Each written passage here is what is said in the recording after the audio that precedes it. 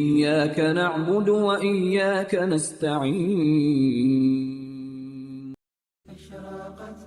کیا ہوگا اگر آپ ایک خوبصورت نوجوان ہوں، تنہا، غلام، اور ایک طاقتور عورت آپ کو گناہ کی دعوت دے؟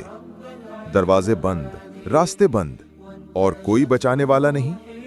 اب آپ کے دل اور نفس کے درمیان ایک جنگ شروع ہو چکی ہے۔ یہ کوئی عام کہانی نہیں، یہ ہے یوسف علیہ السلام کی عزت، تقوی اور صبر کی داستان۔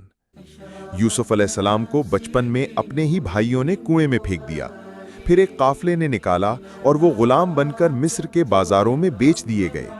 مصر کے عزیز نے انہیں خرید کر اپنے محل میں جگہ دی۔ وہ خوبصورت، نیک اور انتہائی شریف نوجوان بن چکے تھے۔ اور پھر آزمائش آئی۔ عزیز مصر کی بیوی زلیخا، وہ انہیں دل دے بیٹھی۔ ایک دن وہ یوسف علیہ السلام کو اپنے محل کے اندرونی خانہ لے گئی، سب دروازے بند کر دیے اور کہا، آ جاؤ۔ یہ لمحہ شاید بہت سے لوگوں کو گرا دیتا، مگر یوسف علیہ السلام نے کیا کہا؟ معاذ اللہ، میں اللہ کی پناہ مانگتا ہوں۔ سورہ یوسف آیت 23۔ انہوں نے فوراً پلٹ کر دروازے کی طرف دوڑ لگا دی۔ زلیخا پیچھے دوڑی اور دروازہ کھولنے کی کوشش میں اس کی قمیض پیچھے سے پھٹ گئی۔ دروازے پر اچانک زلیخا کا شوہر کھڑا تھا۔